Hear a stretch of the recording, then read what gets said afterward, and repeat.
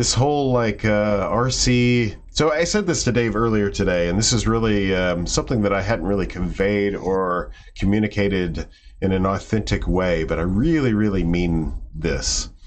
There were a lot of reasons for organizing and getting this RC member interview thing, this train moving down the tracks, but really the feel that I wanted to have was kind of like that actors on actors show. Sure. where they get in and they do deep dives. They have some superficial stuff and keep it light and airy, but then they go deep and then they'll come back up for some air and make it refreshing. And that's always been the precipitating thought anyway of what myself as not only as a member but also like a fan.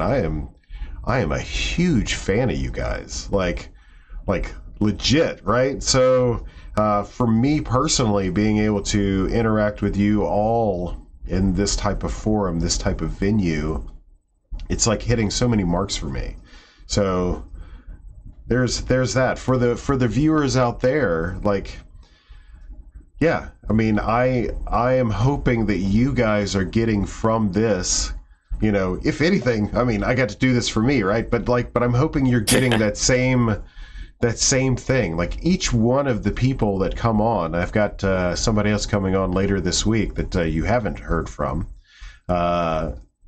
So I'm hoping that you will, not to use the term lightly, I hope that you'll fall in love with these personalities, these folks who are giving of their time, giving of their effort. We're not always perfect. We don't ever claim to be. But, in engaging in this format that we love so much, and I'm hopeful that anyone watching this will, feel that communicated digitally or, however they're consuming this, if they're just letting it play in the background where they're cooking, whatever. Like I really love these guys. They're amazing. Yeah, they're amazing. They contribute so much of themselves to and giving of themselves to promoting this format and getting it to where it is. Like, it's my honor to have you. And if anything, this is a nice little private get together where I get to see all your faces and all that stuff. So and the cat, always the cats. So the main reason why I wanted to bring everyone together, up until this point, it's been one. Yeah, it's been one-on-one.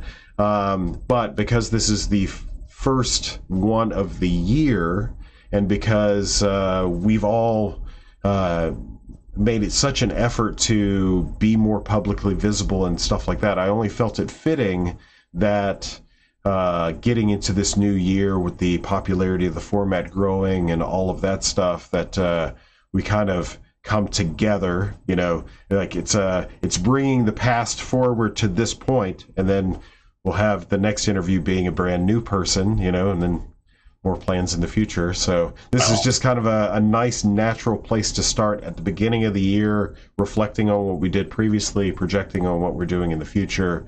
That's the main reason why I wanted to have everyone together. So the format is, and of course, introductions. We have Dave, we have Scarecrow Paul, we have Derek. So if you don't know us by now, so the question that I asked these gentlemen as they were coming on is basically I wanted them to bring with them 3 questions. We're going to ask each other those questions, and I'm hopeful that you will get to know us further based on whatever silliness or seriousness or whatever comes of those questions and answers. That's my hope, is just more optics on these gentlemen here and who they are, and that's my goal. So anybody want to say anything before we get started? Thanks for having me. Yeah, the imposter syndrome was kicking in hard during that long speech about how great we are. I mean, you're pretty great. I mean, I'm just here for the media cloud. Subscribe to my Snapchat. Is that I just want to absorb up as much of everyone's platforms as possible. Yeah, I have none of my own. So is that a premium? Is that a premium Snap? Because I'm whipping out the flip phone right now. You know, I'll be honest. I don't know what a Snapchat is. I don't know if it's a subscription service. I just kind of the first one that came into my mind when I made that joke. Right on. That's good enough. You can't say subscribe to my Discord. Like that's not a thing. Yeah. So, and that's the only social media I have. So. Your MySpace account. Yeah. Subscribe to my live journal. Oh yeah. Oh god, we're old. Cool. It hurts. So I guess I'm the host, so I'll kick off. This one is a little bit more on the serious side, so probably fitting. So I'll ask the question, and I guess we'll go around clockwise. Dave, then Paul, then Derek, and then I'll finish by answering, and then we'll move over to Dave and do the damn thing all over again. Okay. Are we ready? Yeah. So where do you personally want to see the format Pauper Commander go in the year 2023? Go. I would like continued steady but not explosive growth. I feel like we've been growing very steadily since as a format since 2013, as a community since 2017, 2020. I don't remember exactly when the home-based community started. I feel like it kind of started when I joined. How meta. No, I feel like we've been very steadily growing as a community for years, and I've seen a lot of formats pop into the mainstream and then just sort of collapse in on themselves. Tiny leaders. I feel like Oathbreaker. I think is kind of still limping along a little bit, but I think that our very steady, continual, marginal month by month growth is very, very healthy and very sustainable, and I just want to see that more. I would be okay if Wizards pumped the brakes a little bit on the new releases. I would forgive them for that because 2022 was kind of berserk. But as a community, I want more steady growth. As a format, I want slightly fewer cards than we got last year. Good luck. That's it. Good luck. Yeah. Thanks. Paul? What do you got for us, Paul? So that Oathbreaker note was exactly what came to my mind. So I'm an engineer. That's my background. I like numbers. So with my Reddit background, I've always been looking at what's the subreddit size of Pauper Commander versus Pauper versus Oathbreaker versus EDH, blah, blah, blah, blah, blah. So I remember very clearly looking at the numbers whenever Oathbreaker became a thing. Calm down, cat. Whenever they were actually at half as much subscribers, if I remember correctly, as the Pauper EDH subreddit, and they just exploded. And then within 3 months, you can see their subscriber count plateau, and there is no growth after that. It is very slowly declining because people are still subscribed, but nothing's going on. There's not much happening on that community to remind them that, oh yeah, I don't care anymore. So that's what happens with kind of less active Reddit communities that aren't still growing, is they just kind of very slowly slide along. And that's what you can see on Tiny Leaders, Oathbreaker. What was the 60 card Frontier that got turned into? Oh, sure. Yeah. Pioneer. So yeah. So whenever Wizards remade that in the form they wanted, you can see the same trend with that subreddit's subscriber growth. So I've got the numbers that show us just continuing yep, we just keep growing about the same rate. And there's a little bit of an upward trend here in the last year, though. Well, you can actually see it going all the way back to 2015. We have actually been kind of on a mildly exponential curve, but it's shallow. I would love to see us get a break like Oathbreaker did. Like, when that happened to Oathbreaker, I remember thinking that could happen to us and we would be able to sustain it. So while I'm happy with our growth, I think that we are ready to explode anytime and have been for years. So I don't know. Yeah. If it happens, it happens. If not, we'll continue to grow. I think Oathbreaker is a pretty good comparison, simply because, it's the closest thing to like a successful like multiplayer singleton format that there is, alongside Commander, like as an alternative. But I think where we have an edge is that we're more analogous to Commander, so we mimic the gameplay a lot better than Oathbreaker can. I think the idea of having a planeswalker and a spell in your command zone it turns people off in a lot of situations, whereas we kind of maintain that paradigm a lot better, and I think that makes us a lot more attractive in the long term, especially when it comes to like pulling Commander players and them expressing interest, and also 60 card Pauper players expressing interest in like 100 card Singleton as the primary casual de facto casual way to play Magic now. Like I've had a lot more success recently. Oh, sorry, I was just gonna finish this point real quick. I've had a lot more success recently turning 60 card Pauper players into Pauper Commander players than Commander players into Pauper Commander players. They're just a lot more interested because it's a different way to play rather than just like playing Commander and you're used to a certain way of playing, and then you're playing with cards that are not as powerful. And a lot of people aren't looking for that experience, and more power to them. But yeah, I think that the steady growth is great. I think that on a more like interpersonal side, the way that we engage about it, just having the format viewed in a positive light on Twitter is a really great like Magic space. And there's been a lot of like movement there, a lot of people showing interest. And I think it's only I think we're gonna get I foresee an Oathbreaker style increase in interest this year. I think it's inevitable. Yeah.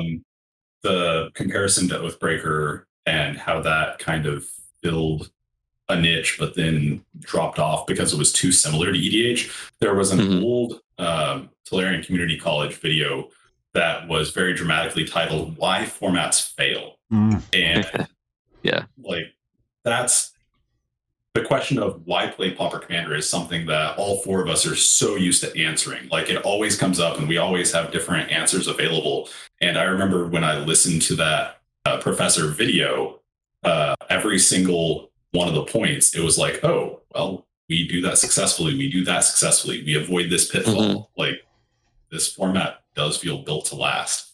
Like in my head, the thing I always go back to with Oathbreaker is it wasn't different enough from EDH. Sure. And we do that with the different card pool for the 99. Yeah, I think that's a huge factor. And not only that, but it also bridges the gap between Commander and limited players as well. So Pauper Commander is a great bridge between a lot of different like disparate parts of the Magic ecosystem. And with the push for Commander being, like I said, like the casual format, right? Like 60 card kitchen table Magic is no longer. Commander has, taken its place for all intents and purposes. And Pauper Commander is the perfect bridge between that style of play and the other ways that people engage with the game. It's like the Venn diagram is like great. Like, so I know I've talked about before on here with Clay, the idea that I got into Pauper Commander by wanting a budget alternative to EDH, but the other kind of catalyst for me coming in was one of my friends in Japan had a peasant cube and we played with that. And that was one of the things that kind of got me to go back and look at the like Pauper Commander-esque decks that I built for budget before and kind of like start looking at them again, and eventually like made me look for, oh, what's peasant? Oh, what's Pauper? On and on. Right. Yeah, and it's something where like, you look at Pauper Commander as opposed to Commander, and it's something where like resources matter a lot more. You can't arbitrarily create tons of game objects. Like the interaction matters a lot more. How you use your cards matters a lot more. All these things just matter in a way that have increasingly come to not matter so much in Commander. So I think that for people who want that kind of like nuts and bolts Magic experience in that kind of more social setting, I think it's a really great draw. Cool.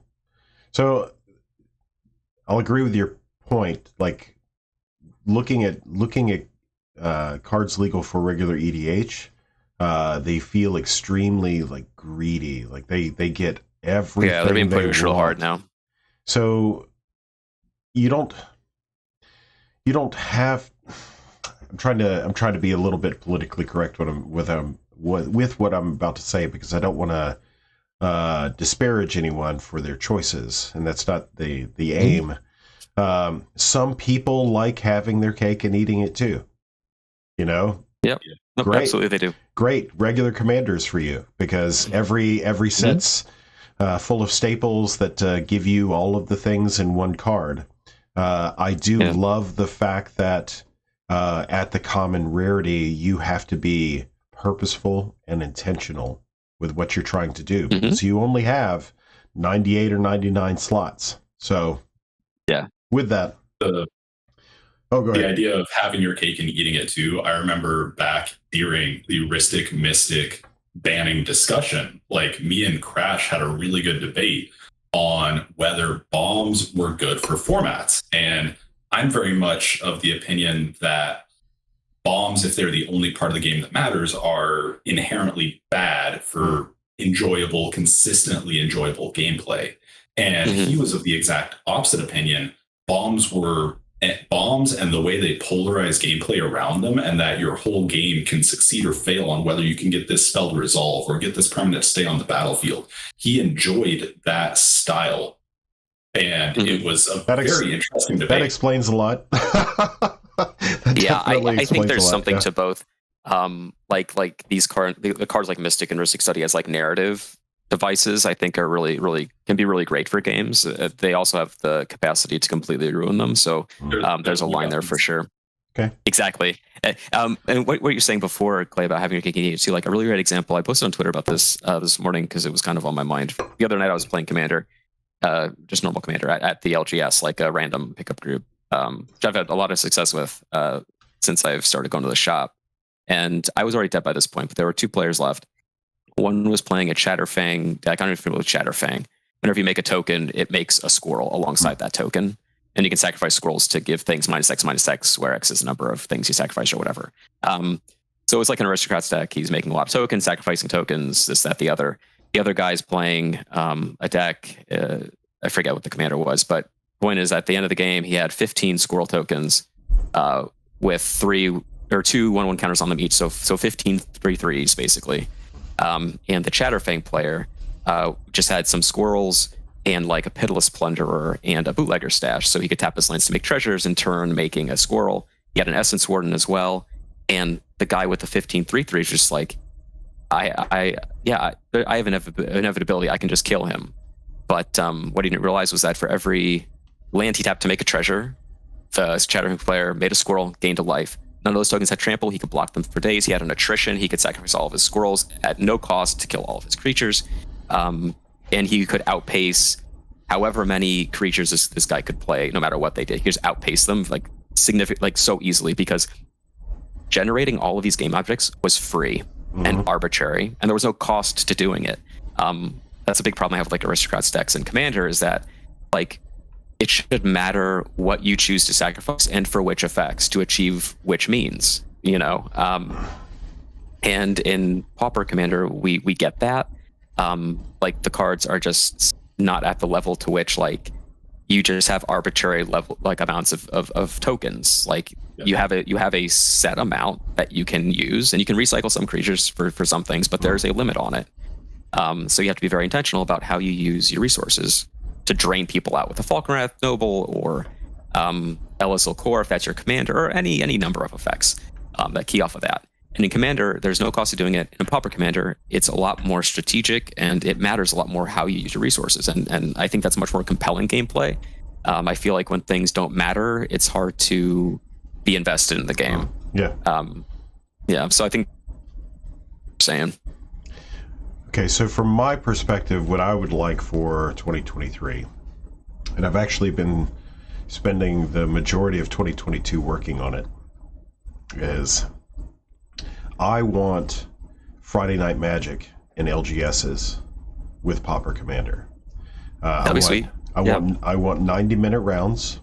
I want some loose, three round structure. Just something not really seriously, competitively organized and structured, but just 3 rounds starting at 6. Everybody plays into the night. That sort of thing. That's what I want, and it's already.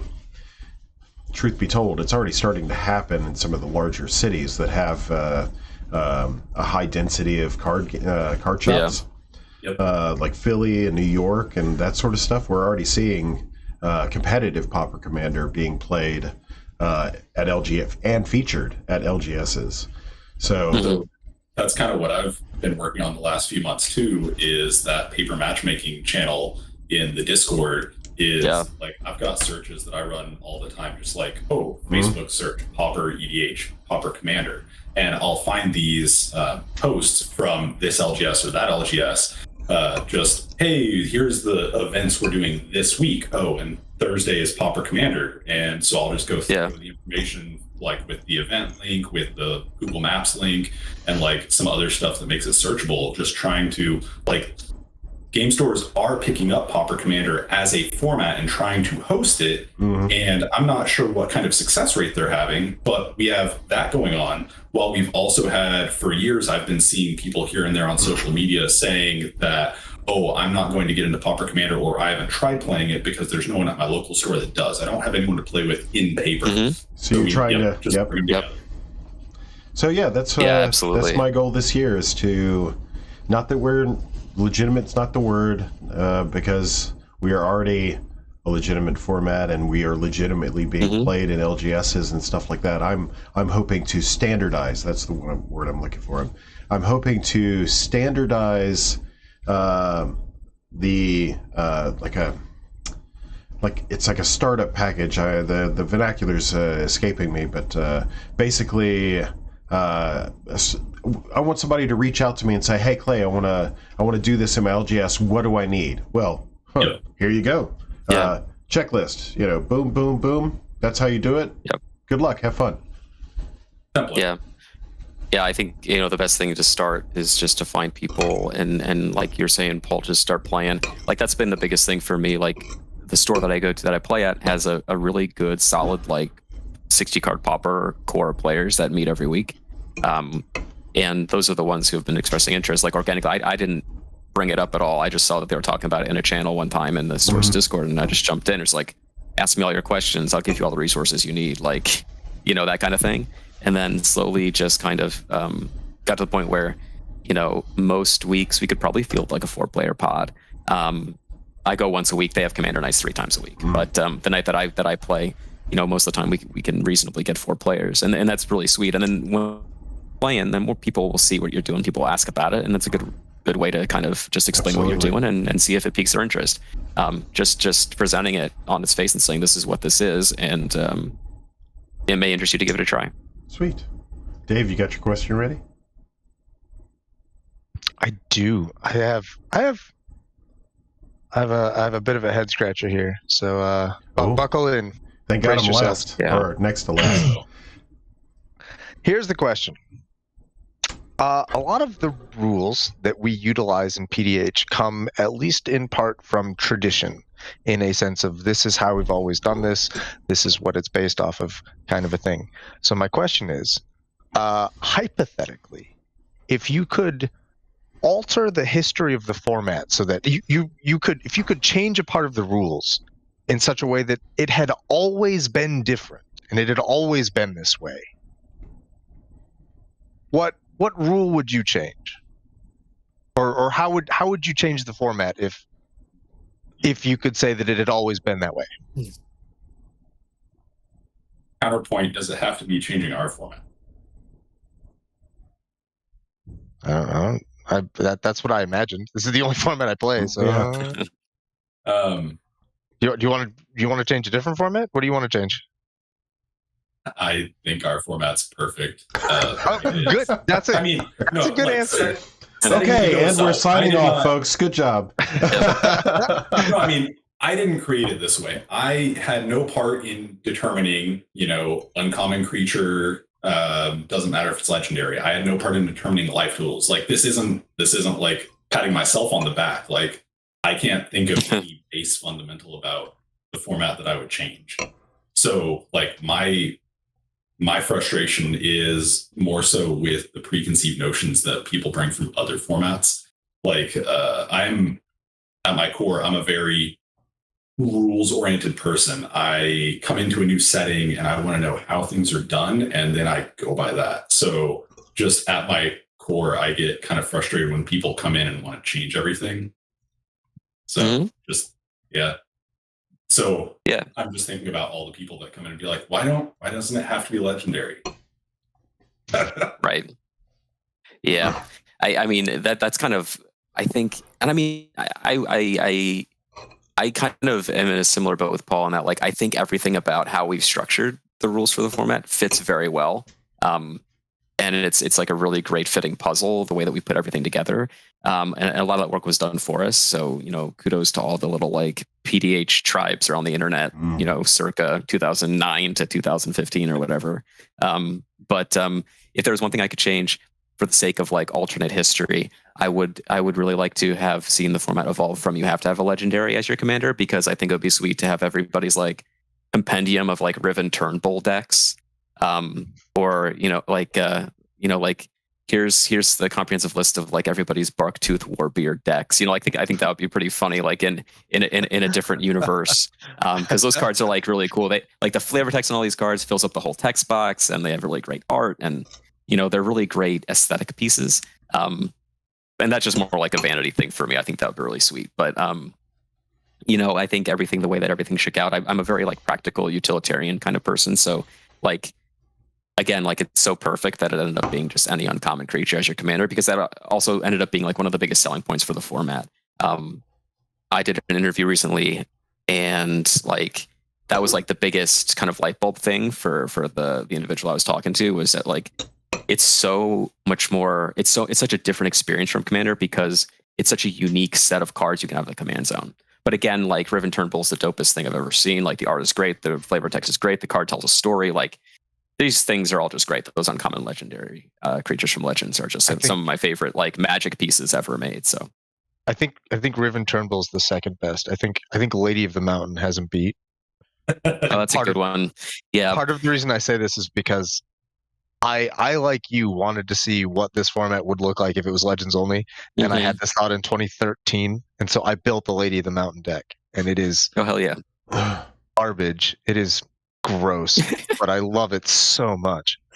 I may do something similar. I've had it in the back of my mind. Like I talk about Riven Turnbull a lot because it's my favorite legend, basically from Legends. He taps for again, mana. like that card is so good. He's a 7 mana 5/7 that taps for a black mana or blue mana. I think, I don't know, but yeah, exactly. You just got to ramp to 7, and then you can ramp to 9 on your 8th turn. So easy, but so easy. Yeah, but no, like the flavor text on the card and the art. I for funsies sake, I put together a list years ago of just like a very like in there's that folk horror trope of like the village where everybody's part of a cult and everything's just slightly off.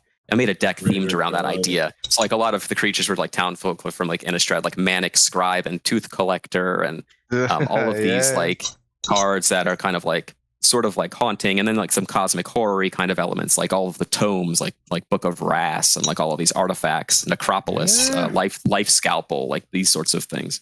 And built the deck with Riven Turnbull at the helm, and that was a very like cool aesthetic deck that I built. But yeah, I just love those cards, and I think it would be sweet if people played with them, but they won't, and that's fine. But in my mind, I think it'll be cool. The aesthetic I leaned into with Lady of the Mountain deck is that Lady of the Mountain is the smallest creature in the deck. Oh, she sure is. Like that's funny. Wise or like mana cost body wise? Body.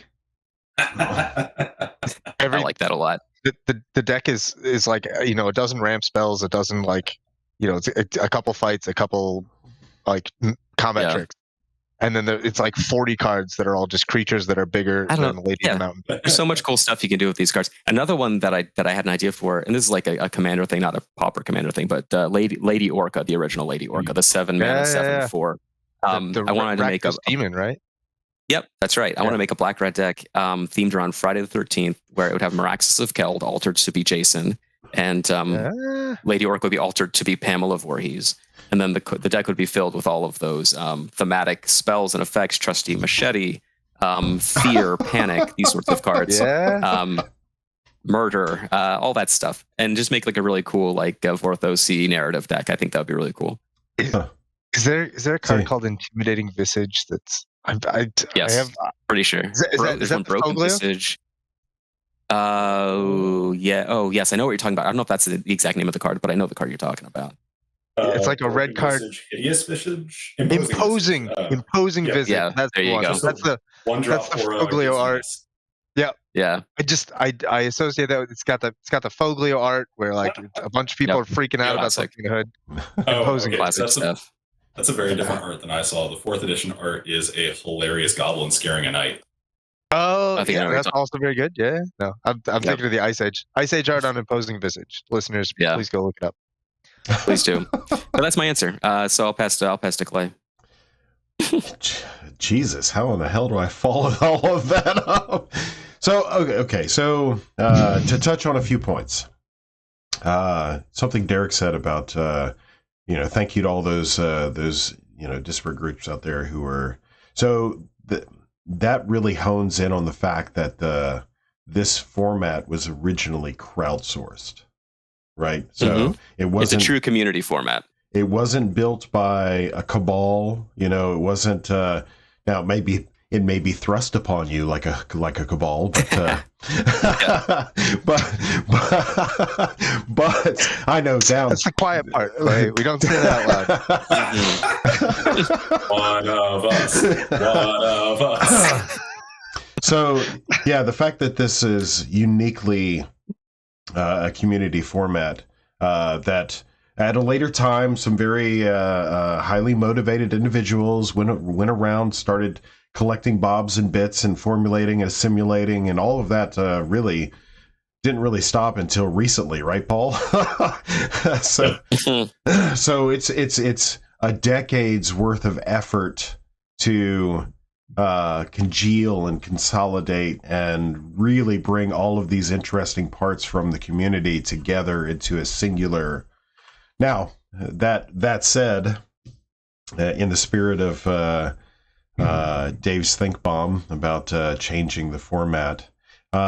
Okay, so as a solely competitive guy, I'm all about tools and commons. Like when Dave asked the question, the obvious answer to me is the access to commons in the command zone, but that has nothing to do with my will, my whim, what I think the format should be, all that stuff. That's strictly from the perspective of I'm a tools guy and I want access to tools.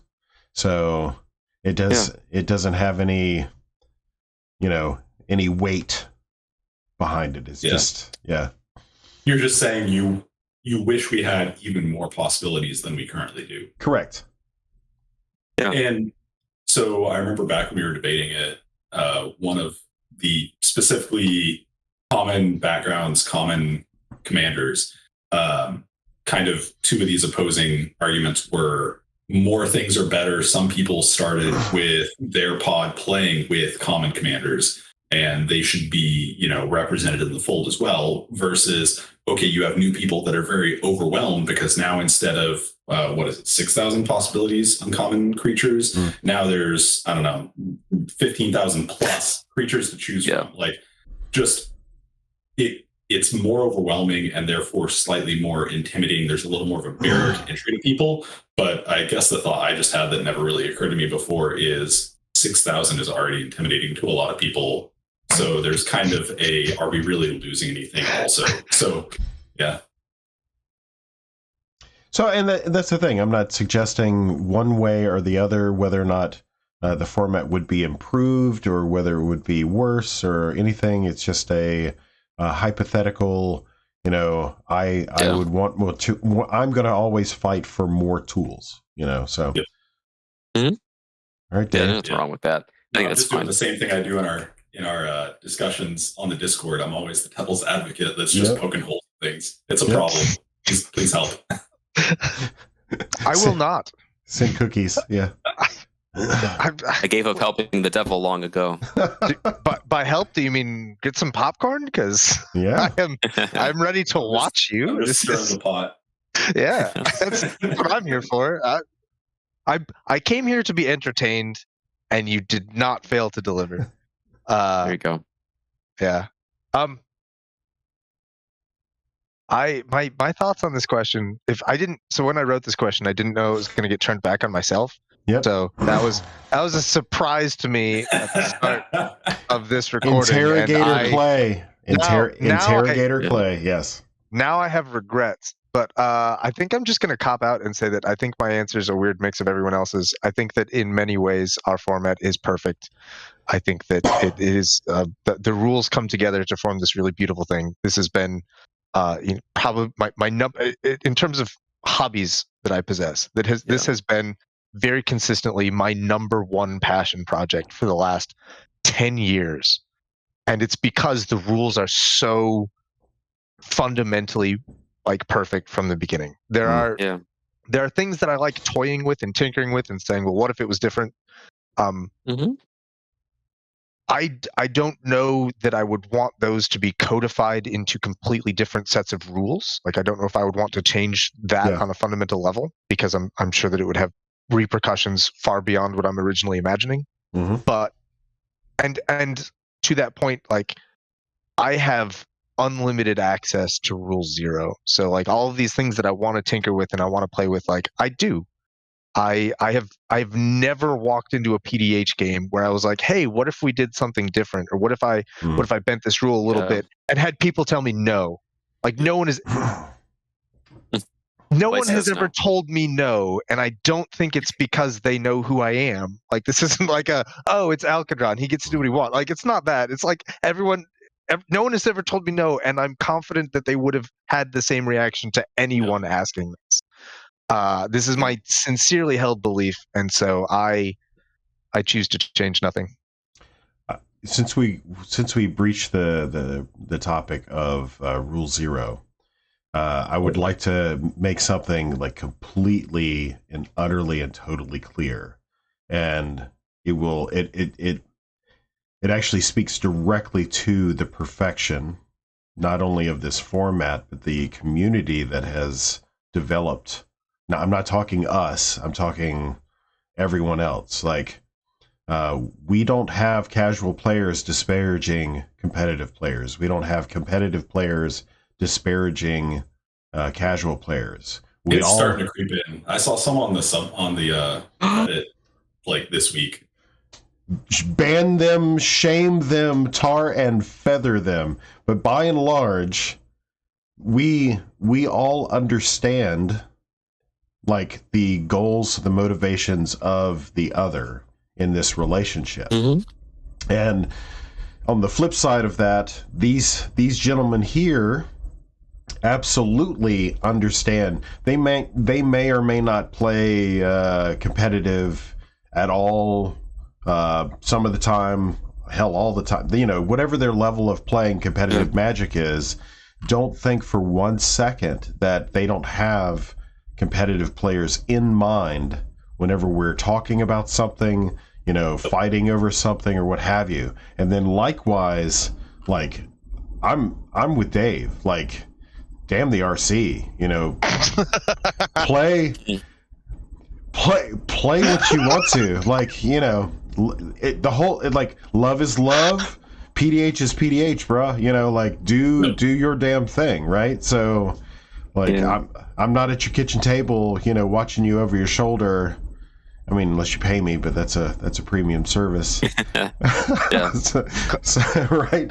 So like with the Rule 0 thing, I understand that like competitive players like myself, we're beholden to the rules, and it's really difficult to formulate that into an LGS experience, we got you, boo. We're working on it, that sort of thing. So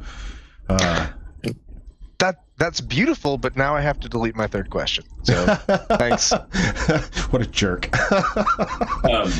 So the idea of we wouldn't change the rules. I remember when CPAH really started picking up on the Discord, there was a moment in time where questions were brought up of, is 3016 still good for the format? And I remember there were some people that were very strongly advocating. I want to say Ryan was one of them, but I really don't remember well enough to say for sure. I think I chimed into that conversation a little bit too, because at the time, the meta looked different. It was so much more grindy and combo focused that the turn count till the end of the game was going long, and there was some interest in 25 life would put a little bit of a damper on combo and bring out aggro in its viability. And just I had that in mind when I was listening a while back. I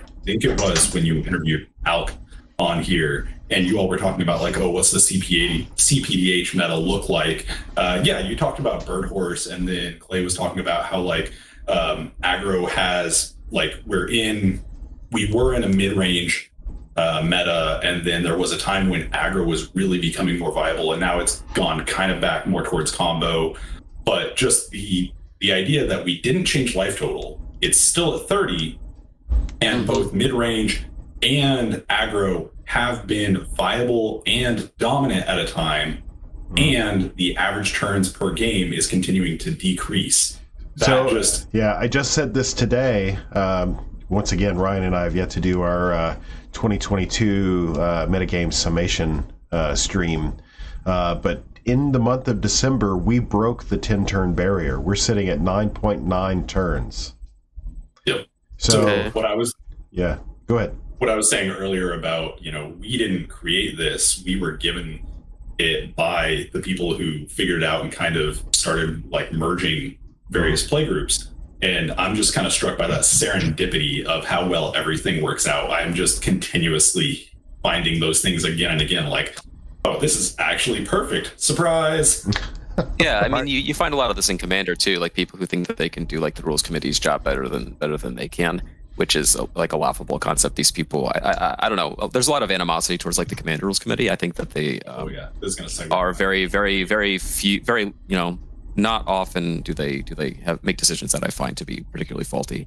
But it turns out, like, I think that to kind of go back to what you're saying, like, I don't think people know how to build aggro decks in 100 card singleton multiplayer formats. Honestly, like 95% of the time, I don't think they do. And so as people figure it out, you see it pop up more and become successful. And I think that's what we saw for a while. Dargo helps. Dargo helps a lot. Yeah.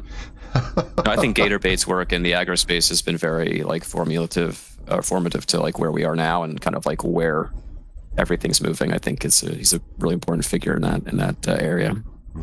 I spent years championing the Slaughter Master deck, and it went nowhere because that deck is terrible.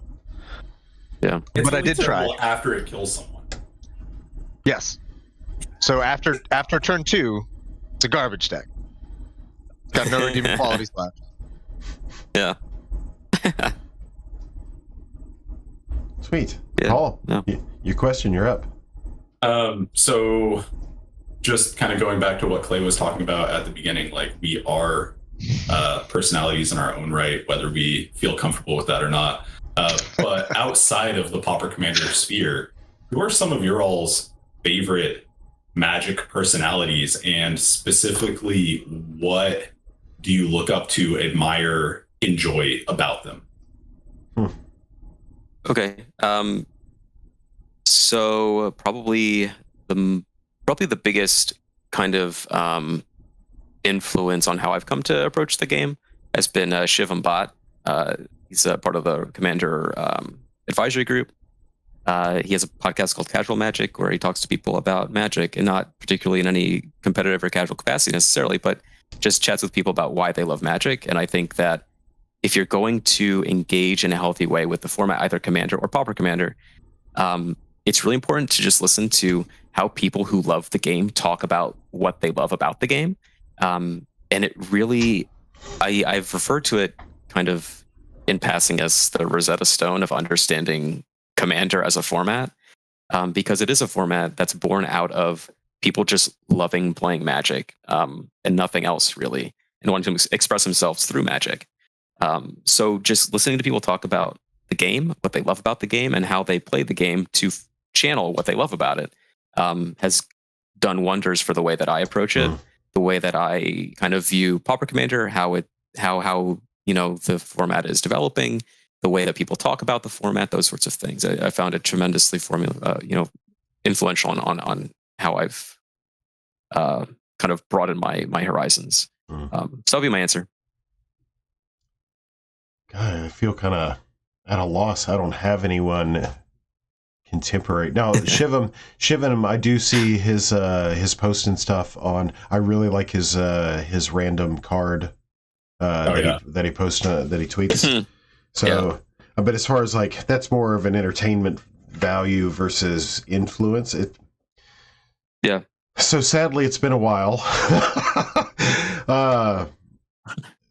So if you remember when... You can say Meeklay if you want. So privately, I do all the time.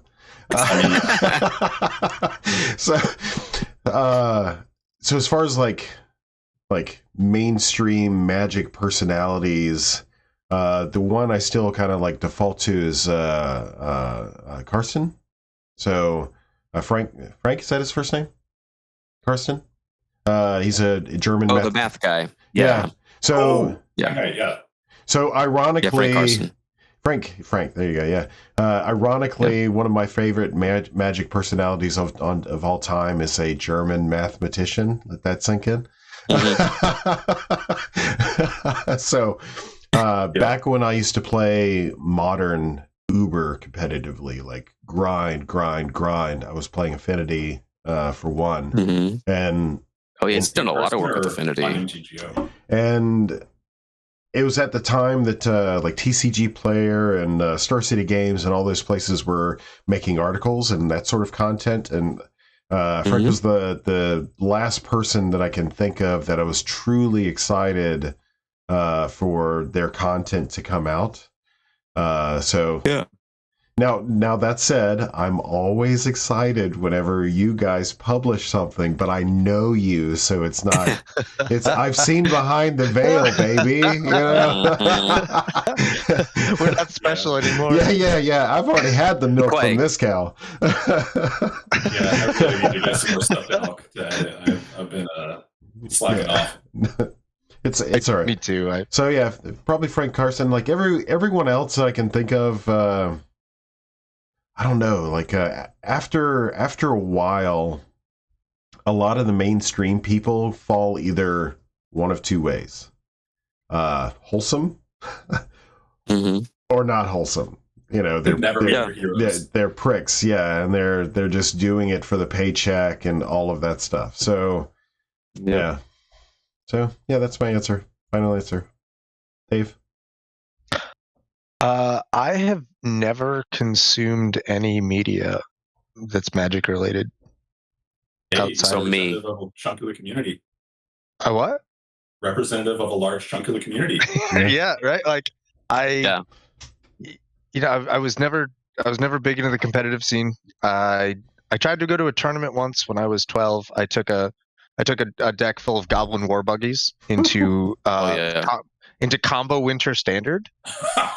That was like the last tournament that I ever meaningfully cared about. What they don't tell you is Grim Monolith can't block. Well, I mean, I got in a couple damage with the Goblin War Buggies, but like, I feel like this is a weird side effect of like, I don't think this is representative of the meta circa 1997, but like when I went to this, I was a 12-year-old kid with a Goblin War Buggy deck going to a tournament full of combo winters and people doing Tolarian Academy, Stroke of Genius U for 400 on turn 3 or whatever. So like I was able to Yeah. get a couple attacks into the war buggy, but like I played in this tournament for 3 rounds, and every single round I got paired up with just an absolute sack of dicks who would yell at me for play mistakes and like never smile at me. Never, there was no positive interaction in any of them. One of them yelled at me because I tried to use a different dice than him to roll to go first. Like he pulled out his 10-sided dice and rolled it. And I was like, "Oh, I just bought a 10-sided die that's cylindrical. Let me roll that one instead." And he's like, "Yours might be rigged. We have to roll the same dice." And I was like, "Chill, man. I'm 12. Like, what do you want from me?" Like, so that was, I mean, completely aside from whether or not Grim Monolith can block my Goblin War Buggy, I just had a profoundly miserable time at my first ever like real Magic tournament. So like, I spent the next like 15 years playing exclusively casually. So I was never like. That's how I was with LGSs in general for a long time, because I remember the first Magic product I ever bought. I bought a Precon in store and immediately like, "Hey, I see you just bought a deck," and then I proceed to get like Darksteel Colossus on like turn 3 by someone. So yeah, that's good. Part of the reason why my first 10 years of Magic didn't have a lot to do with a store. Yeah. So I was going to stores at the time. Like I was engaged. I was very engaged with my local community, but like I was so checked out of anything and everything competitive for like multiple decades that the idea that I would like watch someone on YouTube explain how to draft better, like that was just a completely foreign concept to me. And the idea that I would watch someone talk about like what sets were coming out, like I went to every single pre-release. I was actually a very skilled limited player, so I was going to those events and just like learning how to do those like on my own. But like the concept of consuming other people's media just was never appealing to me at all until like a year ago when y'all started making media, and I was like, "Man, these PDH guys are on fire! Like, I need to get more of this in my life." And now I'm tuned into the, the common connoisseurs. Obviously, make incredible stuff. I try to check out the Hex Drinkers podcast with their House of Commons. I read all of Scarecrow's articles. I read. Derek hasn't written an article in a hot minute that I haven't written an article for Pauper Commander in about 5 years. But I like your articles. Yeah, I've read. Nice things. I'm going to start doing it more 5 years ago. That's on the slate of things to start doing again, because I have written about Commander in the last year or so. I have a WordPress web blog that is linked on my Twitter that I've written about Commander like maybe 7-ish times or so. I don't know exactly, but I wanted to start doing more about Pauper now that I'm a lot more engaged than I have been. You absolutely should. And like that, you said Twitter, and that reminded me. Like I guess the other part of my answer is like I'm not on Twitter. Like my social media consumption is so incredibly limited that like when the professor drops a new video, like I have no idea. Like I have no way to find out about this. I'm a very online individual. Like, yeah. Well, I mean, it also varies by platform. Like Twitter makes people feel closer to, more involved with the like top level personalities compared to Reddit, where anonymity is like the founding principle of being a user. Right. So yeah, I'm extremely disconnected from media personalities, media consumption. I've never done. No, Scarecrow, come back. This is your question. I've never engaged with that at all. So. Hey, welcome back. We found welcome you. Back. I finished answering your question while you were gone. It was a really profound summary of what I've said, and you missed it. But now he even gave out his social security number. It was awesome. Yeah, you'll have to watch the recording for that one. Yeah. What's your answer to your own question? Sheldon, definitely. Like I know that's kind of I guess the obvious answer for a lot of people, but that's a good answer. A lot of us just kind of bumbled into being where we are. We didn't come here because of any grand ambition for ourselves. Yes. So it's not like we had experience with dealing with being a notable figure that people would try to hold accountable for various reasons. And just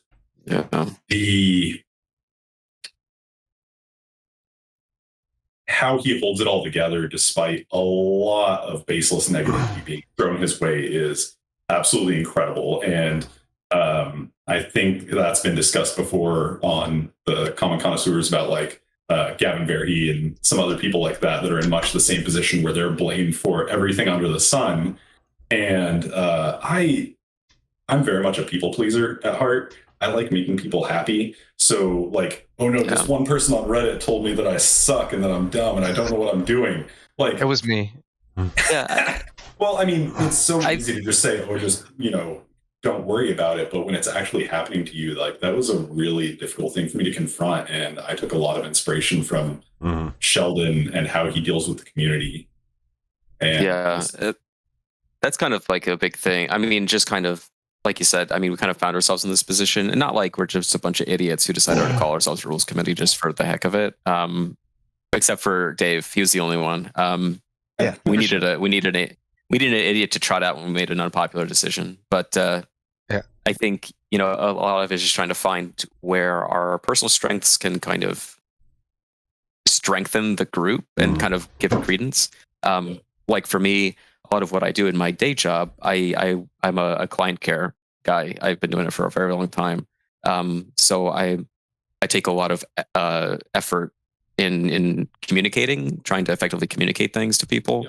And I think that's like something that we need to be very careful at doing. So it's been really great to, particularly with the, every time the backgrounds discussion rears its ugly head, being able to like clearly lay out like, this is what this decision means. This is why we made this decision. And this is why it makes sense that we did so. Like that kind of stuff.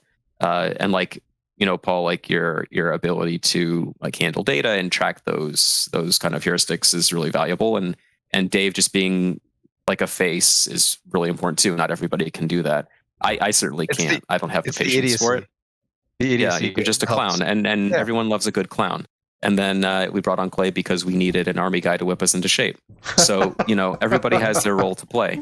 And so it's been really great finding how we all fit into that puzzle, and we're it's certainly discovering that we certainly do, I think, belong in the position that we're in.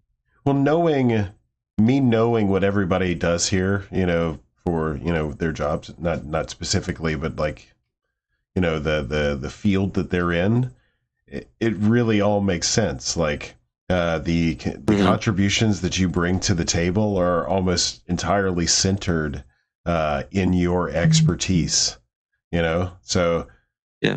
I thought it was hilarious when one of the Pauper Dual Commander guys asked me if I had a background as a lawyer, because I'm always nitpicking our wording on everything. Yeah, but from a design perspective, you need that. Well, I mean, also my job the last like 2.5 years or so has been incredibly social, where I'm just like constantly like corralling people and getting them to do what I want, just on large projects, and like constantly putting out fires. Like, I need this now. And like going back to Sheldon, like looking at him helps me not bring in like the pushiness that I needed for my work, and trying not to bring that into like how I interact with the Pauper community as much. Like using that as something to aspire to keep me a little more grounded. Yeah, well, it's an important thing. Like, and yeah, I mean, you just have to be grounded. I think it's perfect. Like, the imposter syndrome stuff is certainly a factor, because we're just normal people who are just kind of, again, we just started doing this thing. Speak for so yourself. It's just about figuring it out. Clay, that's true. Clay's been on various rules committees for Magic formats going back 20 years. So, he is a professional. I was 5 years old. Yeah. That's right. Doing I feel like you need a giant /S right here. The Mirage Draft Rules Committee member Clay, But yeah, no, I mean, it's figuring it out, and I think to our credit, we've done a really good job with the decisions that we made, and I don't see us running any huge issues. We all get along fairly well and work together when we need to, at least. So, I'm optimistic there. I don't think there's any issues. Yeah. Sweet. I think Derek's up. And how fitting? I'm gonna my question. What's fitting, Clay? 59 minutes 32 seconds. So we're an hour in and getting to the fourth question. Yeah, I didn't feel bad about deleting my third one. Yeah. Okay. Sorry, go ahead. Yeah, I mean, that's fine. Whatever. My question is not about like inside baseball of philosophical rules committee stuff. I just want to talk to you guys about mono green, in casual, all the way up to competitive. I love mono green. I didn't realize it until I started like brewing it, and I just want to get you guys' opinions, like where you think it is, what you think it needs, what you think is awesome about it beyond just like comboing out with Teamer Sabertooth, which is like the only thing that people like to do in mono green, I think. I'm glad I'm first up because I spent a couple of hours today talking about mono green. Number one, there was a recent downshift that I think has some legs in Terravor, and I love Terravor in competitive, kind of filling out Hold that thought. This is my Terravor. It's a foil. Just need a few more multilateral mill cards. Just more Ghoul Caller's Bell and stuff like that. Yeah, I've been playing with it a little bit, building a deck around it. It's a fun one. I mean, I played on stream with Brad and Lobert and those folks, and I played Terravor. Oh no, this was the time when Brad wasn't there. I was with Orion, and it was bad, and like I wasn't able to reliably put lands in my graveyard, but it was still just like casually an 8/8, and everybody had to kill it all the time. So like it worked pretty well. Well, I mean, so to that point, this is exactly why I feel like it has legs. Just easily, just a 3 mana or 5 mana or 7 mana, 8/8. That's nothing to scoff at. Nothing to scoff at with trample, by the way. So, I firmly believe that there is room for green, and we're just waiting for a knight in shining armor to show up with his foil Terravor, and I have one of those. I think it's great because like it's a space where like a lot of the low hanging fruit has been kind of picked already. Like people have identified Teamer Sabertooth as being like an obvious one. Wirewood Symbiote to a lesser degree, but like still doing a lot of the same things. This is exactly why, to that point, I'm not a huge fan of like even decks that I've built that are good, bad, or indifferent. I don't try to corner the market on Malcolm Dargo or anything like that, because to your point, low hanging fruit. Like, I mean, yay, you beat all the the 5-year-olds to the finish line, you high schooler. Good job. That's right. We figured out how to make infinite mana with a Teamer Sabertooth. It's the honing of those decks over time and all of that stuff. That's And not to clown on those decks too much, but like they're good roadmaps for like things that you can do and that you can iterate off of with other commanders. Like a lot of the work that I'm doing in Heritage Druid, I think can be foundational to a lot of mono green stuff, because a lot of the ideas that I'm playing with, regardless of the like competitiveness of the deck list itself, like a lot of the ideas that I have going into that deck are certainly things can be expounded upon in other ways. It's just about kind of exploring it and kind of keeping track of the more abstract stuff and like building that stuff out as you find better fits for those ideas over time. And all you need is one breakout card. Right? Sometimes it'll be fragile, but one breakout card. Dave? I love mono green for very different reasons than the two of you do, I think. I guarantee you I love it for all the same reasons you do too. Oh, good. Excellent. I'm going to talk about a couple reasons that are profoundly stupid, so buckle in. One of my first ever PDH decks was Rabid Wombat, which is one of the worst cards ever printed, and I love it so much. It's a 4-mana 0/1 with Vigilance. That's on rate for Chronicles. Legends. It got reprinted. No. Only Chronicles. I only recognize the Chronicles versions of the Legends cards. I like my white borders, man. I like my borders to be as white and pearly as possible. I like the Chronicles white border. I like that the Legends printing didn't figure out the template, so the words on the Legends card are literally Wombat gets +2 +2. Yeah. It's so good. Yeah, it's a 4-mana 0/1 that gets +2/+2 for each aura on it with Vigilance. And that's my deck. It's so bad. And I didn't build another mono green deck until Sir Farron came out. And I built a Sir Farron. I like that card a lot too. Farron is a 2-mana 2/2. He's the green legendary knight from Eldraine. 2-mana 2/2 with the ability when he attacks, another attacking creature gets +X, where X is his power. So I built a deck. I was like, we can get this mathematically perfect. What we need here is 33 1-drop creatures that can attack, 33 forests, and 33 ways to make Farron bigger. It's mathematically perfect. There's nothing else to the deck except for these things. And that's the whole. Turn 1, you play an attacker. Turn 2, you play Farron. Turn 3, you make him big. You get your 3 forests. Beautiful. That's it. It is the most brain dead thing I've ever done. And then in Commander Legends, they gave us Wilson and Hardy Outlander. Yeah. Oh boy, talk about brain dead. Yeah. Which is the exact same deck. Yeah, and that's awesome. That style of either something else's power buffs the commander, or the commander's power buffs something else. Like I've played a lot of those similar decks. Tuya Bearclaw, Gruul Beastmaster, I think is another one. There's also a Golgari one that's like a 4-drop that's mono green. And there's also a couple of the cards like when they attack, they give your whole board plus whatever plus whatever when But yeah, like I think Farron is my favorite of those. Like it felt like the most effective. We use the Henchhammer. Can't argue with the Henchhammer.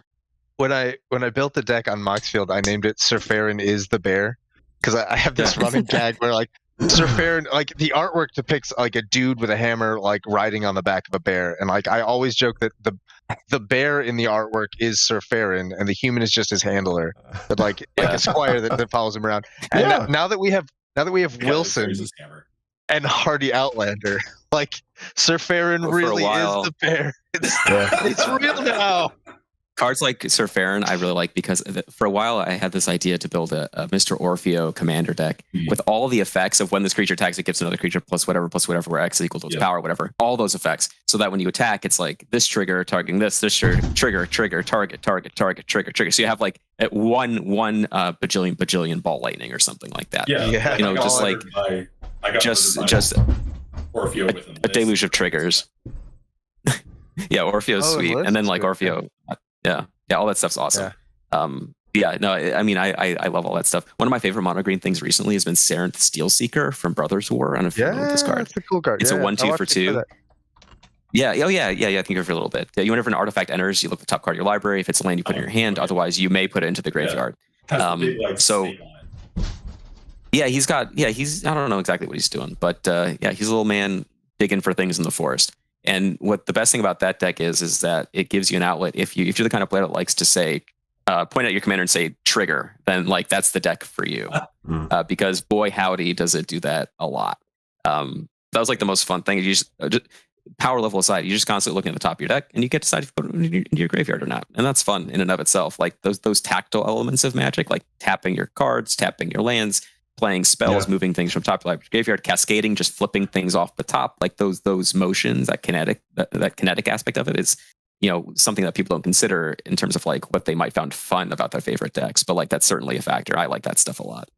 I read a book a long time ago about how young children learning mathematics was fundamentally a kinetically embodied experience, and I was like, that doesn't sound anything like the mathematics I know. But I read the book, and like they actually make a lot of really compelling arguments that are very similar to what you said. Like there's a lot of tactileness to the process of learning these things, and like that now makes I'm sense with teaching with board games. Like you got the physical elements. So like I, in a weird twist of fate, I had never before like decided to focus that lens on Magic, but now that you said it, I'm thinking about it, and I think that you're right in every conceivable way. So thank you for putting that into my head. Yeah, you got it. I feel like I'm putting a lot of dangerous ideas in your head lately. You could put more ideas into my head faster if you sent me more articles. Hey, I'll get out the Ice HQ. We're gonna put a lot of weird ideas in your head. Yes, the list is online. I'll link it to you. Did I link you the list? I think you might have. Maybe I posted in the PDH Pod Discord somewhere. I'll send it to you. It's a banger. Yeah, it looks like it. I want to hear what All right. Paul has to say about Mono Green.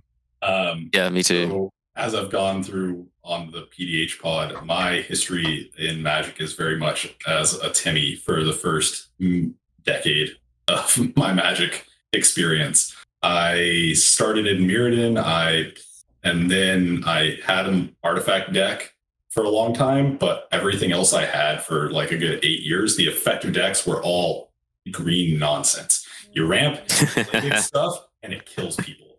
Because I didn't have a lot of like, I didn't really understand card advantage at a fundamental level. So for a younger kid that's playing, it's very easy to see big creature. It's scary.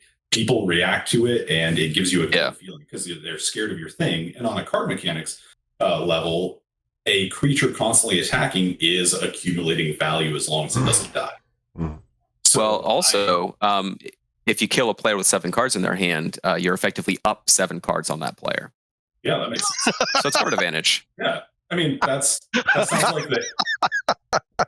Wait, is that like the green version? The math checks out. Yeah. It's green card advantage, Yeah. Yeah, it's 4 things. It's that. You meet in a tavern, lead the stampede, and winding way. Those are the four avenues you have. Everything else is terrible. It's the 4 card advantage spells in green. Yeah. The best card advantage is player removal? Yeah, Rust Goliath is the 4th one. So that's my history with green. Is I have a large Timmy history. I very much continued that into PDH. My 2 loves that I always come back to are Drum Hunter, 4-drop, mana dork, 2/2. At the end of your turn, if you control a creature with power 5 or greater, draw a card. It ramps you into bigger things, and it gives you card advantage, so you can draw more big things to play. So you just keep playing your 5/5s, your 6/6s, and trying to run people over. Oh no, someone removed my commander. Well, I have ramp. I'll play it again. Doesn't matter. Yeah, it's awesome how in PDH, like a 5/5 with trample is like an insurmountable threat for like 90% of decks. And then kind of the other approach is Loyal Guardian, who I recently revamped, and I love like Mana Dork turn 1, Mana Dork turn 2, Loyal Guardian turn 3. Start putting +1/+1 counters on everything, and soon enough, all your Mana Dorks are like 4/4s or bigger, and you're just beating people to death with them. It is so much fun. That card's awesome. Yeah. Yeah, that was a really great thing. Like back in the day when those came out, I remember we all took one to write an article about or talk about in some way, shape, or form. And I did Loyal Apprentice, and that was one of my favorite pieces that I've ever written about like linear aggro decks. But the stuff about Loyal Guardian was very compelling too. And that card is like insane what it does. Well, so your Loyal Apprentice article was very inspirational for me. Like Clay was. Oh, thank you. They were joking about like, oh, Derek's the personality. But I mean, like when I was getting into PDH, it really was you. Like that Loyal Apprentice article opened my eyes to the possibilities of red and PDH and really changed the way I interacted with the format. That's awesome to hear. Thank you. It means a lot. But in terms of green and where it is now and what it needs, so I'm with that Timmy beat people to death perspective. I'm very much coming at it from like a mid-power deck perspective, not gorgeous. Yeah. But every time a set comes out, I'm the person that's like, ooh, we get another this basic effect, and this is the 6th or 7th one we have access to at common, and I'm just slowly counting up. To me, 8. So like green just recently reached like the break-even point on 1 or 2 cost, like hexproof, indestructible, those kinds of protection spells. Oh yeah, those that are more flexible, more all-purpose than regeneration. Like it has not had the real saturation that it needed to for a long time, and we just got to minimum saturation. I'm overjoyed about that. Minimum saturation. Love it. Yeah. So That's I right. would love to see 2 or 3 more, and I'm sure we will over the next year and a half, 2 years. But mono green has been steadily improving by that metric since I came into the format. And my introduction with getting into article writing was talking about like around War of the Spark time period, the new cards that were coming out and how we were getting more complex creatures at common. And one of the things I remember pointing to was like larger creatures with ETB effects and dies effects and stuff like that. And like Silverback Shaman is something that I would point to as what I think green needs to be even more enjoyable in Pauper Commander is give us more of those. Like we've gotten a few Packmate, but the more we get of those, I think the more able to compete with removal green is.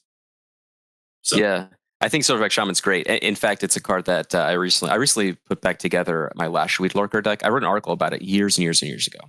I recently rebuilt it, and Silverback Shaman is great because you can attack with it, and then you emerge your Lashweed Lurker out of it, and then you draw a card, and you put something on top of your opponent's library. And that's the Cynic Emerge Eldrazi. Yep, it's an 8 mana 5/4. It emerges for green blue 5, and when you cast it, you can put non-land permanent on top of its owner's library. And when you emerge, you can pay for like commander attacks with that too.